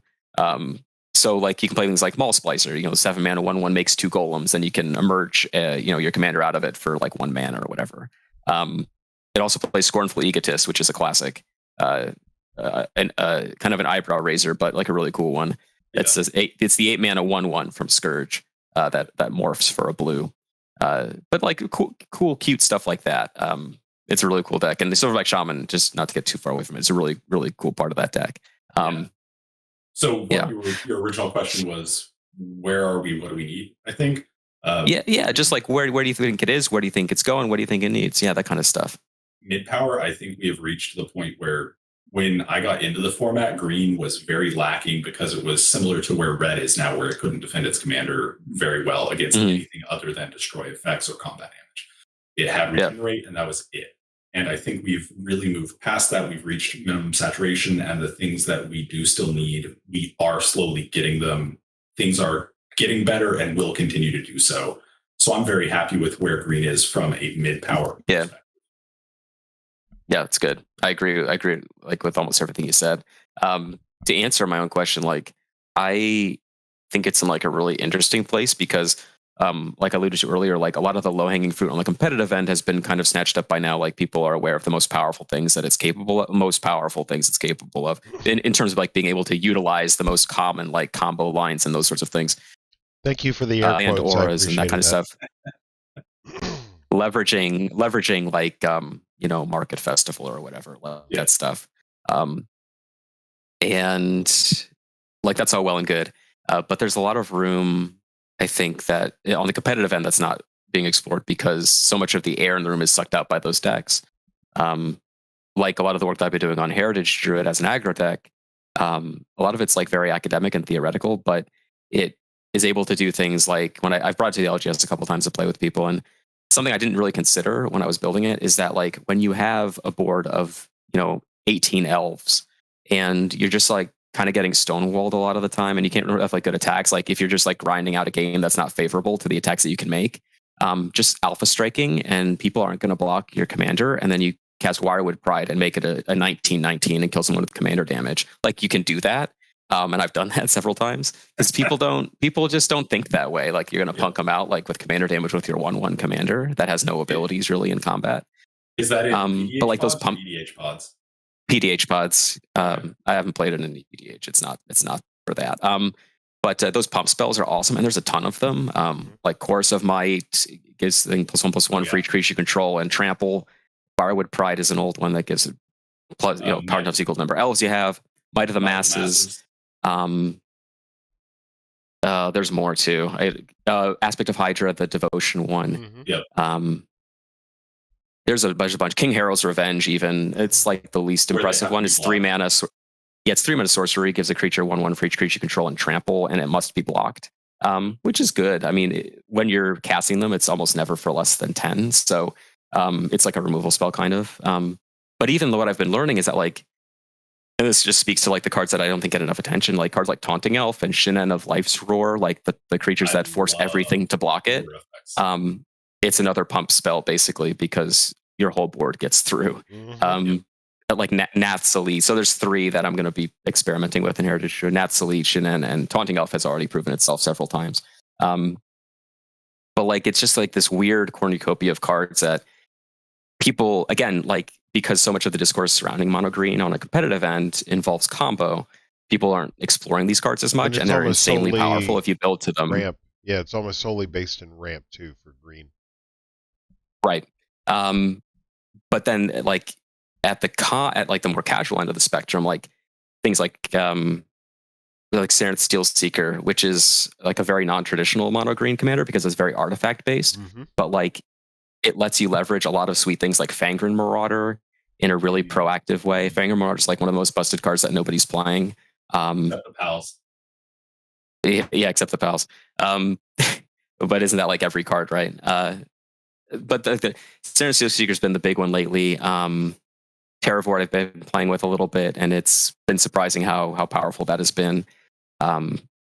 And yeah, I don't know, like there's so much stuff you can do for a color that just gets kind of written off as like you have your fight spells, you have your big dumb creatures, you have your mana dorks. Like, you know, people kind of reduce it down that way a lot, but there's a lot of play to it if you're willing to kind of experiment with the effects that you want to do and the kind of goals that you have. So like I'd like to see more cards that let you get more than two, like draw two cards or more, like not necessarily like leave the Stampede analogs, but like I don't know, just more things to put more cards in your hand. Like a rush of knowledge, but styled in green. Yeah, maybe something like that. Yeah, something that keys off like the power of your creature, draw that many cards or something. I don't know. I feel like you're really undervaluing Bequeathal from Exodus. And especially, I feel like you're especially undervaluing the fact that Bequeathal gives Rabid Wombat +2/+2. That's true. It does have that synergy. It is very powerful. I mean, Bequeathal is great. Sir, are we even magic. talking about mono green? Yeah. Yeah. I like Bequeathal. The thing about Bequeathal, it's like one of those things that I think you kind of like begrudgingly have to play in a lot of situations because it's like one of the only things that draws you two cards. It's only but like there's a lot of ways to commander +2/+2. That's true. That's true. This is why Wombat's the apex predator, I think. Right. You can always just play a better commander, and then Bequeathal becomes a good card. Yeah. But I think the lack of the lack of ways that mono green has to like refuel forces you to recontextualize how you look at card advantage. And I think that is a really useful exercise in kind of growing as a brewer, kind of recontextualizing all of these things. And like with elves, for example, like what you have your finger up. Go. Recontextualizing how you do card advantage. Tokasia's Dig Site is the new card dope. I love it. It's yeah. I mean, it's a gift for all of us, but I think it's the most a gift for mono green. Yep. I apologize for the interruption. So too. It's also no, you're absolutely right. Measure to Relic of Progenitus. That's what I was playing with the other day. Like Relic player taps it, you exile that one card in your graveyard that you're trying to get back that's targeted with some kind of return to hand thing. And pay 3, tap, Dig Site. There's another card in there, and that's what I'm gonna I actually in the game that I played on stream with Saren Steel Seeker, there was one of the players was playing Malcolm and Breaches, and I was able to just kind of like mill or surveil and scry away the top of my library based on things I did not want Breaches to steal, that he could cast, like that kind of stuff. It's got a lot of applications, but yeah, like recontextualizing card advantage, I think is a really important exercise. It doesn't always just mean drawing a card. Like, I don't know. If you look at like, when like a card like Taunting Elf and cast it and making it a 15/15, like you're trading one card really, like that pump spell for like how many creatures of your opponents, right? Like you measure in those resources exchanged to calculate like a virtual card advantage. Like you need to look at cards in those sorts of frames. The card advantage like calculus that I've been doing lately, this isn't just mono green. This is mono green, mono white, and green white together. Yeah. I've largely shifted my card advantage focus from how do I get more cards in my hand to how do I get cards that I can use more than once. So adventures have been great for this. Adventures like the card that blows me away every time I look at it in going back to like Sir Farron is Bannerhide Crew Shock. Oh yeah. I love that card. It's so versatile. It's very modal, yeah. No matter what you're doing with it, you're going to get to use it at least twice. And both of those both of those times are going to be worth its mana. So right, yeah, it's 2 cards in one. You're playing with like 110 card deck basically. Yeah. And that's how I've been trying to do card advantage in mono green. Is I'm finding cards that will, like, I'm not all that interested in like filling up my hand anymore. I just want cards that I can use more than once. Like Sprout Swarm, I think, is like peak green card advantage. Oh yeah. Yeah, absolutely. Yeah, and this is like a great way to engage with like the card pool, and it applies to every color combination. Like really just kind of eking out as much value as you can from the cards that you choose to play. Can get you a lot of points. And I don't think people do that enough because they have such like a binary of like, does this draw me cards? Does it not draw me cards? This is card advantage. This is not. Like that kind of thing. And it's a really good habit to break. You need to start thinking of Dread Lenorn as carded. Yeah, that card's really powerful. And yeah, it's just about like, I guess fundamentally just being curious. Like curiosity is like the biggest asset that you have as a deck builder and brewer, and even like competitively. You can't just be like a good analytical thinker. Like you have to be a curious deck builder. I want to parrot that. What you were what I perceived you to speak to just a few moments ago about, like for example, what's the best one blue mana cantrip in the format? Brainstorm. Ponder. I like Ponder a lot. Yeah. We don't have Ponder's not an instant. How is it not Brainstorm? But what I'm saying is you're sacrificing the speed for like Brainstorm. Loses a lot of mileage because of the fact that you don't have the other tools that make Brainstorm so powerful in the other formats. So, but I'm proving a point here and being a little bit salacious. Context matters. So if you're building a combo deck and you want to be able to at instant speed utilize the top of your deck as some form of or part of your hand and have access to that, and for answers or for combo or whatever, then that's going to inform your choices. If you're building a mid-range deck, a more mid-range deck or an aggro deck or what have you, your choices are going to be based on that. I would posit that in an aggro deck you'd want more of the larger draw effects, because you don't necessarily want to loot or otherwise like replace your cards. Yeah. Doesn't matter if it's you have to maintain velocity and momentum. Correct. Yeah. So yeah, context definitely matters when it comes to the types of effects you're looking for. Brainstorm doesn't go in every blue deck. Some people would argue differently, but I have found, Yeah. Go ahead, Paul.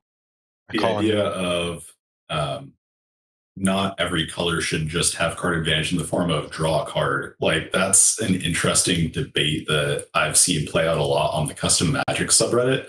Like there's always, you were saying like you wish green had more card advantage. And my first thought was like Rush of Knowledge based on highest CMC of. Yeah, no, I think it needs cards that definitely draw more than one card. Yeah, right. Like not like a ton, but like maybe one or two more.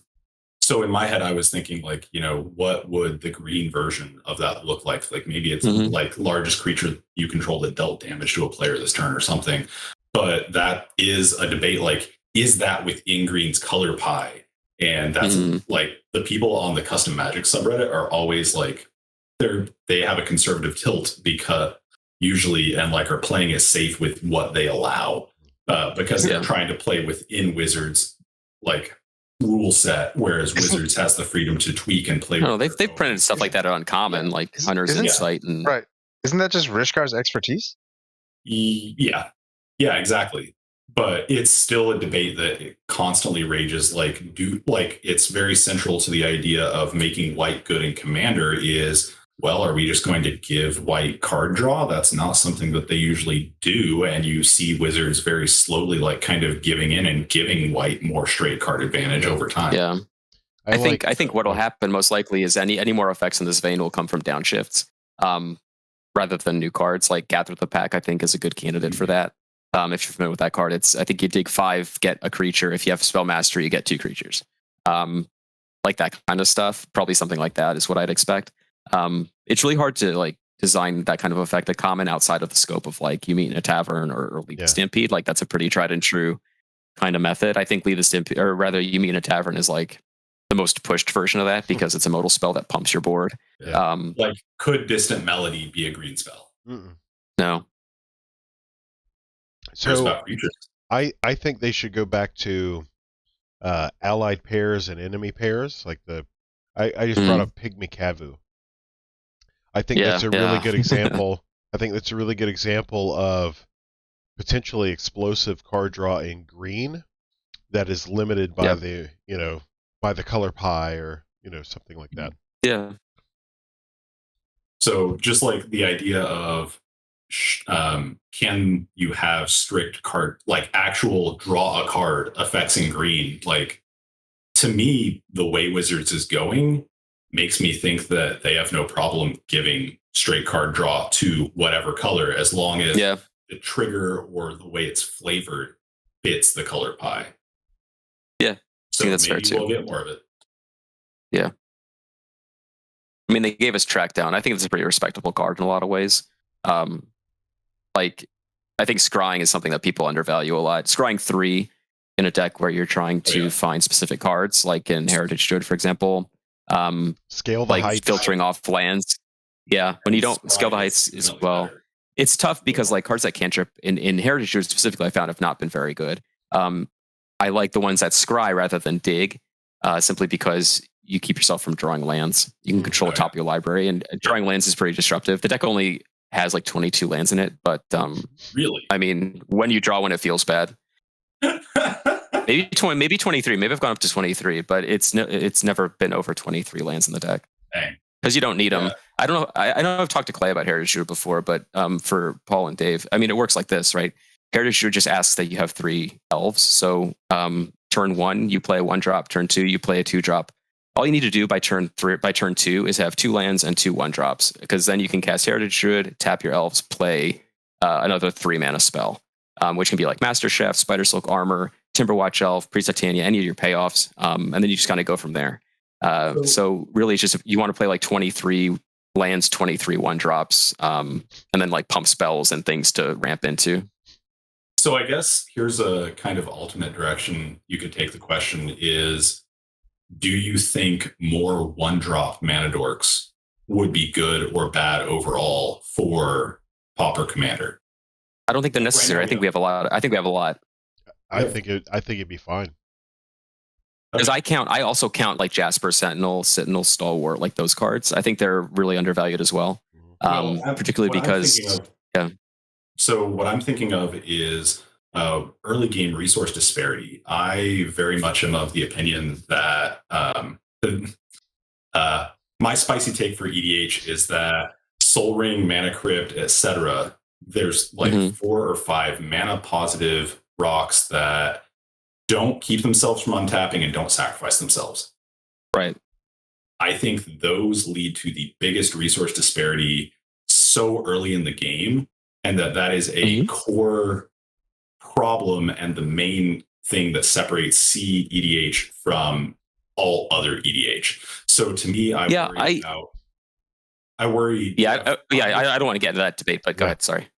So that is the parallel that makes me wonder, like, more 1-drop ramp for PDH. So we have 5 right now. We have Wild Growth. Is that the 1-drop aura? And we have 4 mana dorks. So Jasperis. Well, no, you got Wild Growth and Abundant Growth. Or no, what's the one? Urban. Yeah. So we have 6. 6. Yeah, whatever. Dorks. Yeah. Because all the ones that require tapping other creatures, you still can't do that turn 2. It's not 3 mana on turn 2. Sure. Or unless you have another 1-drop, but it's much more difficult to make use of. Yeah, that's fair. So at what point do we have enough mana acceleration in one color that's able to give them so much more tempo in the early game that it causes problems? Well, I don't think we need any more. I think the amount that we have is plenty, to be honest. And I think, oddly enough, I definitely, I don't think we need more. It's not an effect that I think is... The argument I'd like to posit is, even if we had 30, right, you're not going to play all 30. You're going to start delineating between the better ones. Yeah. Because after a while, a 1-drop on turn 10 sucks when you draw it, you know? So yeah. My meta recently, since I've moved in the past few months, I've been in a more playing against more aggressive decks like Gut and Maja and Maha, however you pronounce it. But they're kind of made to be more aggressive, and they play every single 1-drop mana dork, and they, because of Maja's Anthem, they're much more effective, and you see the same thing in Loyal Guardian. Yeah, their deck's able to leverage them better than others. Right. So the point is, do you think we could ever reach that point? And I think you all already answered the question. No, you don't think we could have enough early game resource imbalance to. No. I don't think we need any more 1-mana elves. Whereas I think I'm saying that those two decks, Maja and Loyal Guardian, would absolutely play 12 1. Oh, I'm sure they would. Mana dorks if they could. I'm sure they would. I don't think we have. I don't think there's any need for the design of any more of these cards. I think the amount that we have is plenty, and I don't think the format needs any more printed. Oh, okay. Sorry, I was confused. I thought I was overriding that. Yeah, because that's the thing.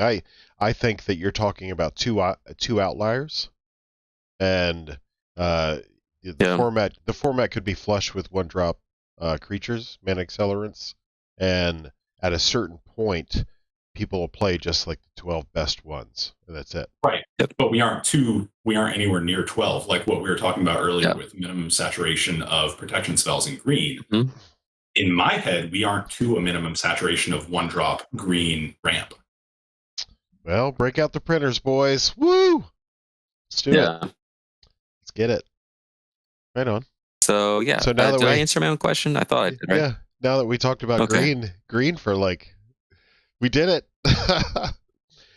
I think what I'm going to do is I'm going to not be selfish, and I think I might defer my question to Dave, and let Emma ask his second question, unless he flushed it down the toilet. No, it's the third one that I flushed on the toilet. I'm wondering if we all have time for another round of questions. I can do another 30-ish minutes, maybe. I gotta go in 10 at the absolute outside. Lightning round. Okay. Lightning. Okay. I can. Okay, go ahead. Yeah.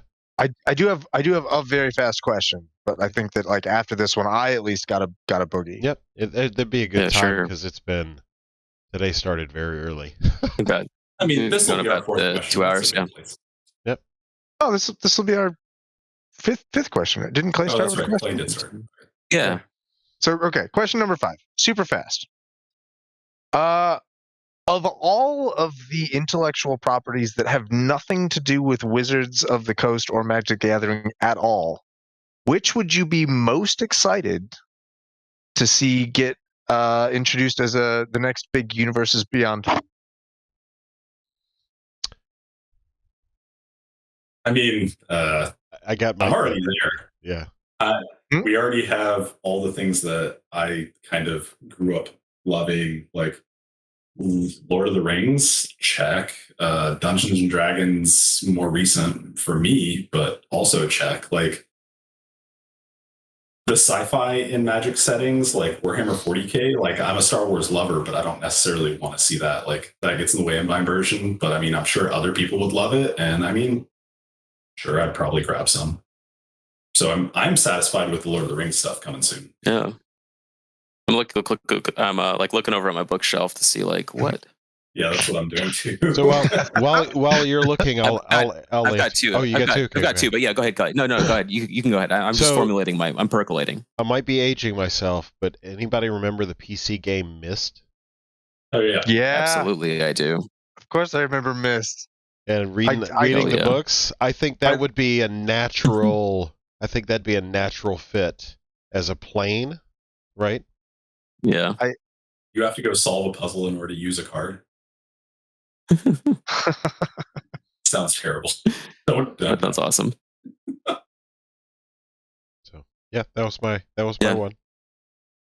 So yeah, so for me, I mean, yeah. First of all, I love the idea of universes beyond, because like who, when they were a 5-year-old, wasn't like drawing up, what Luke Skywalker would be as a magic card or whatever. Like it's just something that children do, and it's a lot of fun, right? And it's the dopest thing ever. So when they make Transformers cards, it's like, how could anyone not like this? Because this is exactly what everybody was doing like 20 years ago. Mm-hmm. I'm really into Transformers cards. Oh yeah, me too. But like in terms of from the perspective of just like let's burn it all down, I would choose Rocky and Bullwinkle. It's my favorite television show of all time. And it would not break my immersion to have a Bullwinkle commander deck by any stretch of the imagination, or Boris and Natasha partners, those sorts of things. Can I change my answer? Now I want like Calvin with a timely Time Bomb reprint for the Four Horsemen reference there. Time Bomb. But Blake has a Ravenous Squirrel deck, and his Ravenous Squirrel deck includes Game Trail Changeling, so that when he casts it, he can gesture at it and go moose and squirrel. Exactly. See, it doesn't get any better than that. That's peak magic right there. It's already in the game. He's won magic. It's like it's not even worth playing against him anymore, because he's like it's already part of Magic the Gathering universe. So just codify it, make it an official product, sell it to me, I'll buy it. Yeah, that's exactly correct. And that's not even. And you also have like the Mr. Peabody and Sherman stuff. You got all the little all that stuff too, all the little side cartoons, all that. Yeah, like Looney Tunes, Tom and Jerry, Hanna-Barbera universe. Ooh, yeah. Hanna-Barbera universe is dope. Yeah, I'm into that. Yeah.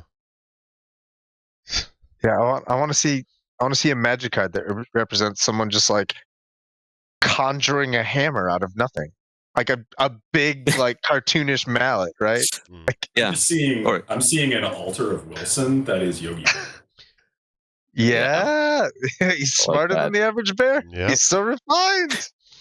You could even just do like the reskins, like have a Magilla Gorilla, Kogla the Titan Ape, or something like that. Exactly. Yeah. Honestly, I would just sell it to me. I would buy it. The mechanically unique cards, I'm not a huge fan of, but the way they did the Godzilla ones, I'm completely on board with that. I would love to see that. Yeah, I honestly like it all. Give me mechanically unique cards. Although Transformer stuff has been like a real treat to try and like brew decks around for Commander. They're all really interesting, a really great design space, really cool stuff. I mean, granted, like when you sell it exclusively through a secret lair like the Walking Dead stuff, like that raises some eyebrows for me. But I think those cards are individually pretty cool. I mean, IP aside, like it's pretty cool designs that they came up with. I like the cards themselves, but yeah, I mean, I'm good for it either way. However they want to sell it to me, I'll buy it and just put Rocky and Bullwinkle on it. Shut up and take my money. Yeah. That's a very good answer. I like that. Oh, sweet. Well, I think we can. This was everything that I had hoped it would be. You guys did not. Yeah, you guys did not disappoint. Sorry, I had to switch my mic because I had this weird like feedback thing going on, and I was like, so I had to fix my mic. Hopefully, it doesn't come through on the recording. But then I also had these periods of eating food, so sorry. Yeah, sure. Sorry for that. Yeah, why not? I'm only human. I gotta process the calories, that sort of thing. But like, no, this was an evening with friends. We learned. Yeah. Hopefully, we learned. Well, I probably overshared in some of my stuff, but I've had a habit of that today. It's okay. It happens.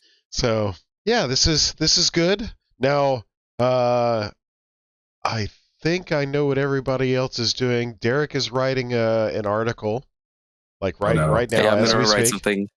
I'm going to write up a thing about. No, I'm planning on just writing something up about just the big perks of the card pool, and comprehensively everything I can think of about why the card pool is great, and things why it's different, and why it's exciting, and what you can brew with it, and why it's a good place to explore if you are not someone that's used to exploring something with this kind of restriction. So I'm shooting for it to come out kind of mid-February or so. Perfect. Yeah. And nice. Paul, we're gonna let Paul self-elect what he's gonna be on the hook for. Oh no! Right now, 3, 2, 1. I have 23 deck lists that I just moved from my phone onto Cockatrice, and I need to test the crap out of those. So that's a thing. And then I have another 15 that are still in my to brew folder. I am still catching up from like all the Dominaria legends, like Rurik Mons and stuff like that. Yeah.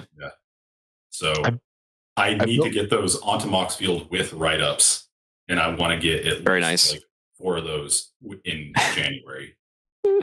I designed like 4 decks in the last week. I just like I caught this bug and I was just like go, and my mind was into it. So like I get that. For me, it's been airplane trips. Ever since like the beginning of December. I've been on like 4 different cross country or international flights. So I've been doing a lot of brewing while I had no internet. I brewed 1 deck lately. It's this one. Sorcerer's Broom. Oh, Sorcerer's Broom? Yeah. But it's the coolest card I've ever made. Clay, are you familiar with this card? I saw it on the Twitters the other day. It's a 2/1 for 2, and whenever you sacrifice another permanent, you can pay 3 and make a copy of it. So you just make a lot of little brooms, and you're Mickey Mouse basically, doing the housework in Fantasia. It's awesome. What was the other card that was paired with that in that Twitter thread? It was another artifact. I don't know. And it was like a stacks piece. I can't remember what it was. It's something that Fintorn Brownie was making. The rug, the Baldur's Gate rug that whenever he casts a spell, you take damage. I wish that thing was white. I wish it was anything other than colorless. Colorless is sweet. I like it.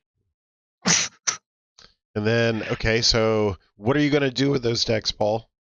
I just want to get them written up and onto Moxfield. Like I have my Cockatrice folder is at 240 something decks that are in Cockatrice, and I think only I've only gotten 20 some onto Moxfield. So and that disparity just keeps growing, and I need to work on that a little. So you hear that, folks? He'll have it done by next week. Good job, Paul. This month.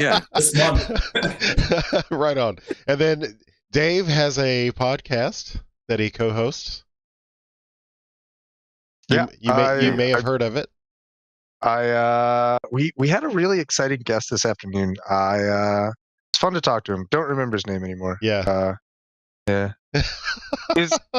No, I spent 2 hours talking to Clay this afternoon for the podcast. Now I got another 2 hours. We're just going back to back with me and Clay. It's been one of us is going to move in at some point in time. Just don't know how that's going to work. Exciting. Yeah, we're still working on the logistics of the moving plan, but it's definitely Mazel tov. Thank you. Yeah, I've been threatening to write a PALS meta article for months now. That'll be good. I'm eventually gonna finish that, and so yeah, my to-do list is like just a mix of all 3 of yours. I'm gonna make some content like Clay. I'm gonna write an article. I've got a bunch of decks I need to put together and do write-ups for. Like they're on Moxfield, but there's nothing written for them, so I need to flesh that out. So yeah, lots to do. Good luck, buddy. But not tonight.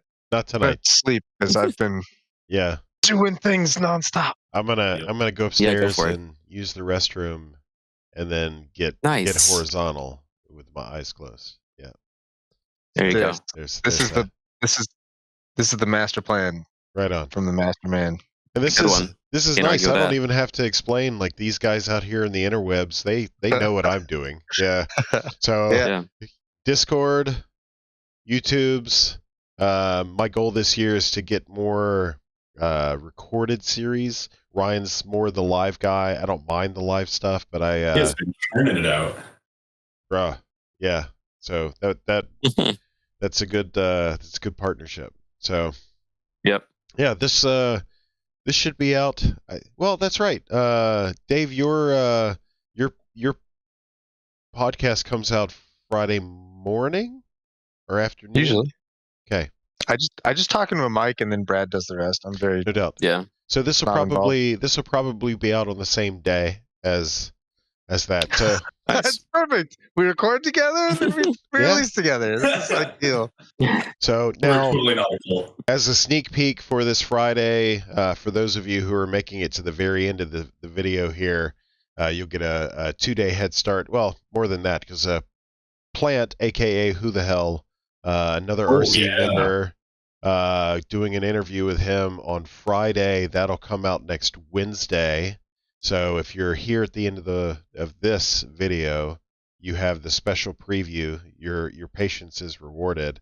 I wouldn't say that Plant's hard to get. Well, nobody's been. He's German, right? Yeah. Well, or Italian. One. I'm not sure exactly. I'll know as soon as I hear somewhere. Yeah. So I don't know. It's it warms my heart, and thanks to all of you, by the way. It warms my heart that like when I asked, unequivocally, like I've seen the work. Yeah. I want to be a part of this, that sort of thing. So Good. If it weren't for you, right, laying the groundwork for me. So we've got some harder guests to try to score from the RC later this year. Fingers crossed. So yeah, fingers crossed. So all right. I want to see Pod on one of these. I asked Hell him. yeah. I asked him. He declined. Ask him again and tell him Dave says please. Yeah. So actually, I'm going to say everybody here says please, right? Please. Oh, well, yeah, I mean, we'll recall him from the rules committee. I want another vote. Are we allowed to do that? I mean, Pod is not yet. I don't know. He's already so forward-facing on Facebook. That's interesting to me. Like how the kind of exposure he has, honestly, has been one of the things that has slowly pulled me out of my anonymity over the years. Mm-hmm. So I had no idea he was active on Facebook. That's good. Like go click on the Facebook link. I won't on the website. Yeah. No. I'll trust you. Reviews, yeah. Bless you. Bless you, my son. You don't have to have an account of you. I don't care. Screw Zuckerberg. Staying away, that's all. Yeah. Righteous. Okay. I'm all set. So it is bedtime. I love each and every one of you. This is awesome. Same. This is awesome. Mwah. So this is going to be one big ass year, and we're going to kill it. So yeah, big one. All right. Till the next time, Happy boys. Yeah. Take care. Have a wonderful evening, everybody. Deal. Wonderful. Good night, gentlemen. I'm doing my part. The famous PDH GIF. I'm doing my part. I'm doing my part. Yeah. The official GIF of the PDH community. Ah, you Perfect. knuckleheads. All right.